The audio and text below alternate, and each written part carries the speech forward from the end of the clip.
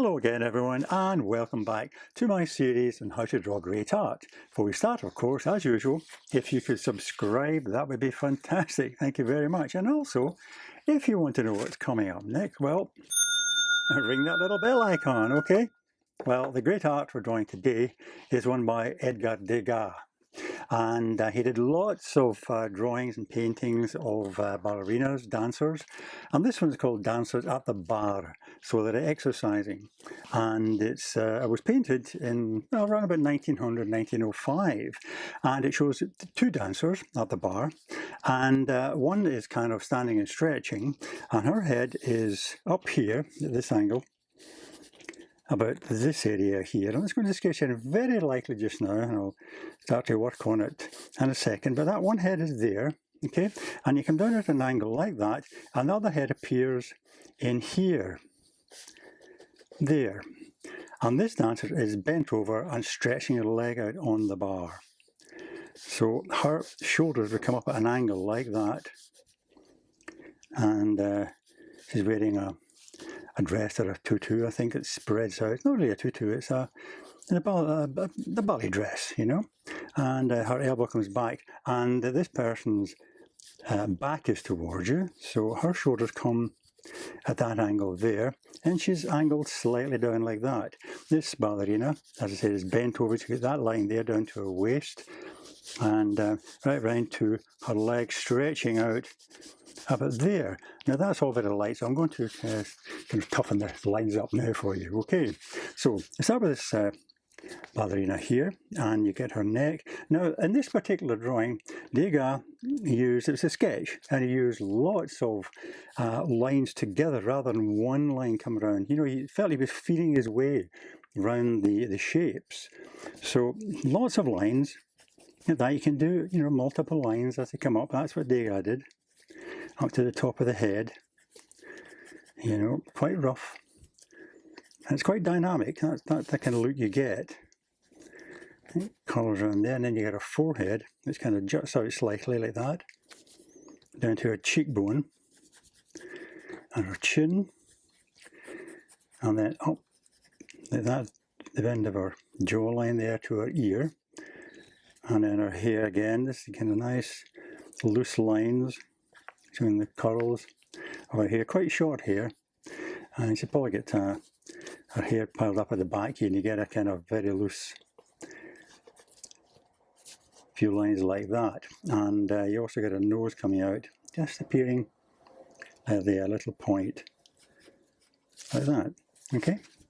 And her shoulder comes up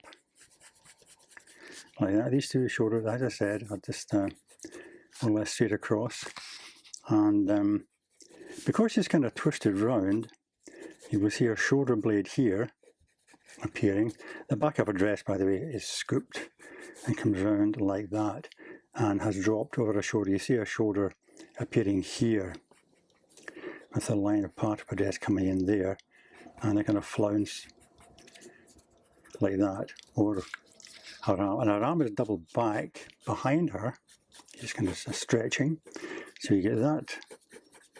Again, as I say, you know, lots of lines to suggest the sketch quality. This particular one that I'm drawing from actually was a pastel sketch, and he went on to paint in oils the same two ballerinas. I actually prefer the pastel sketch, and it's much more lively. So what you see from here, this point, is the flounce of a dress coming up. And that, and her other arm appears coming behind her there. And once I've drawn the shapes for you, I'll show you how Degas used his pencil lines to create shading and so on. Now this one here, as I said, she's bent forward, so her hair comes up at an angle like that, a curve there. Okay. And her head and her chin is kind of sticking out like that. So you get her forehead coming down, and a little nose sort of sticking out there, like that, coming back in to her mouth, which appears in like that. Again, it's very sketchy, very rough, and then they get her eye, the shaded area of her eye, like a triangle there on the side. And this bit's quite shaded, so you can do a bit of line shading in here, and her forehead coming up there, perhaps slightly higher there, and then her hairline comes down like that, and at the back, again, you know, lots of lines together. Okay, and this shoulder line coming down at an angle, and the flounce of a dress appearing up there, and her elbow sticking out beyond this girl's arm here, like that. Okay, see that? And this shoulder is dropped, and her dress goes over her shoulder like that, and then scoops down her back. You see the kind of rough guideline for the middle of her back there, down to her waist. And this arm is stretched right out, so you get that kind of shape way out. I think it's exaggerated that, but very effective. Comes out to there like that. And you get the curve of the top of the arm here. And this bottom part of the lower arm comes in here. And then she's holding her foot, because this leg is stretched out right onto the bar. And you get her thumb coming up and going around the top of her foot, which is curved like that. There's her toe, top of her foot, her toe, coming around like that. And the rest of her hand is gripping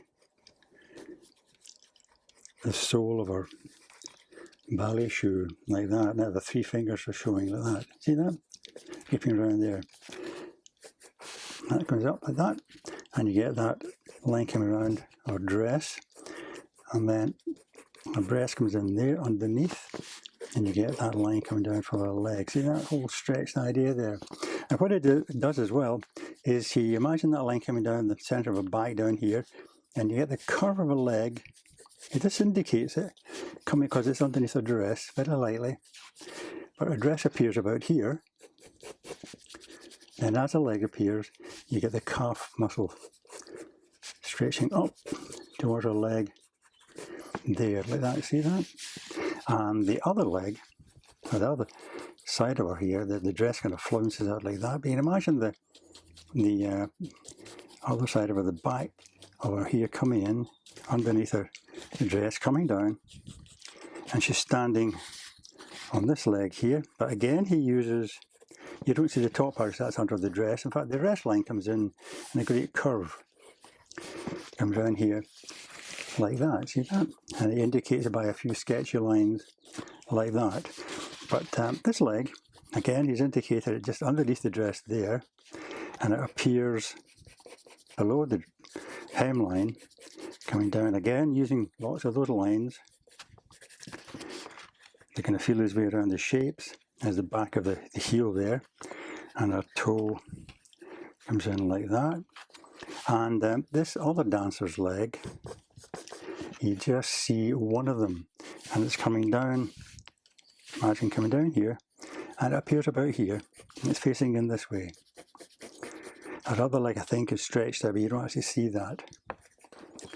So this one comes in like that. Okay, now the actual bar, or the wall shape, comes in at an angle here, like that, the double line. And the bar itself appears just here, with her foot resting on the bar there. So that comes up behind here. So there roughly is the shape of both dancers. And what I'm going to do now is I'm going to show you how he used his pencils and his pastels to create the shading round about them. Okay, so let's start with the shadow shapes that they're making on the wall here. So this girl, there's a rough shadow shape coming in just around here, and this girl, it's a bit more definite, comes out at a pointed angle coming down like that, and the shading down here. Also the foot shape shading right there underneath the leg, and quite a large bit of shading under the dress here. Action down to about there, and then comes across to the foot. You know, her shadow being projected onto the wall there. And with this girl here, the shadow appears coming in there.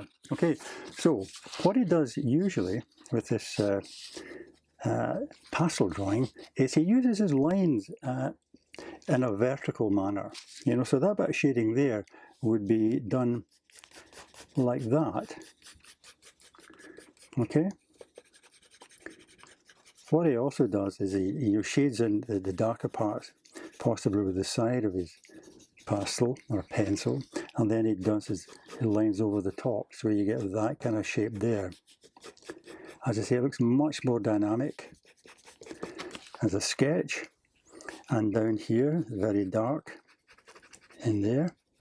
And he also sometimes, you know, these lines, as I said, he follows them out a bit more, so you get that kind of, almost as if she's moving. You see that? And a bit of shading under the end of the arm here. And along the arm itself, you get some vertical lines to suggest the shading underneath. A bit more darkness in there. And along here, you get, I'll just toughen that up. Again, you get a few parallel lines coming in here, shading. And also just at the side of the face here.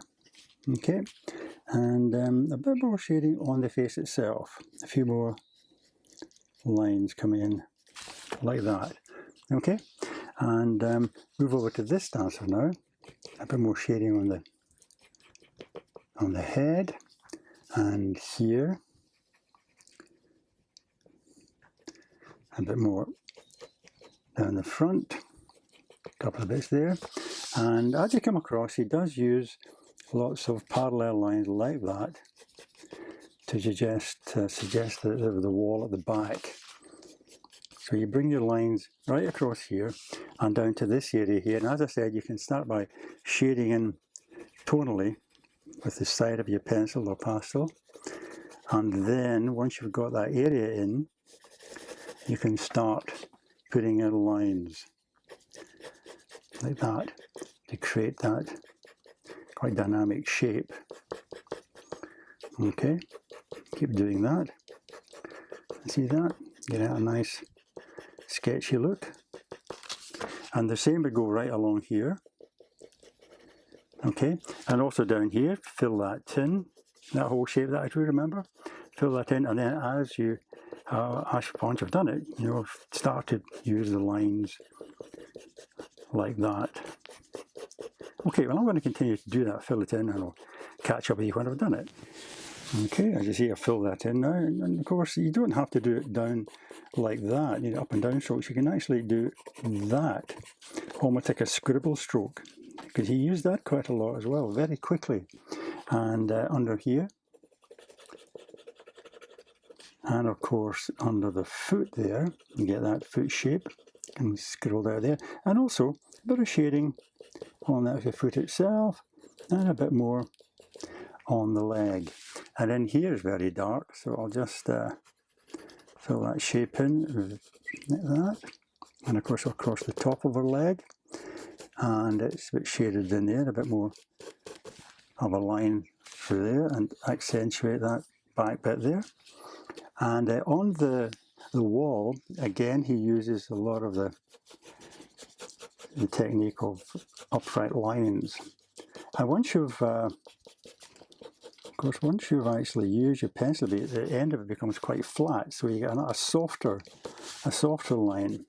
You can use that to put in the kind of final bits of sketching on the wall, like that. Okay, and also down on the wall below the bar, he does the same thing.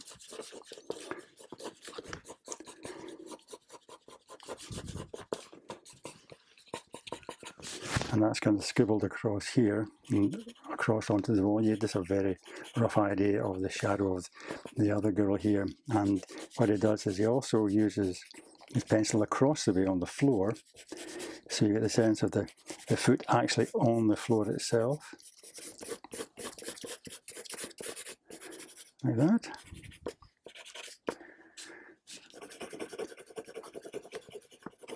Okay, now that just about does it. Gives you a nice idea of how Degas created such vibrant, lively drawings. Okay, so I hope you enjoyed that, and I hope you can join me again for another tutorial very soon. Okay, but in the meantime, of course, all the best and happy drawing!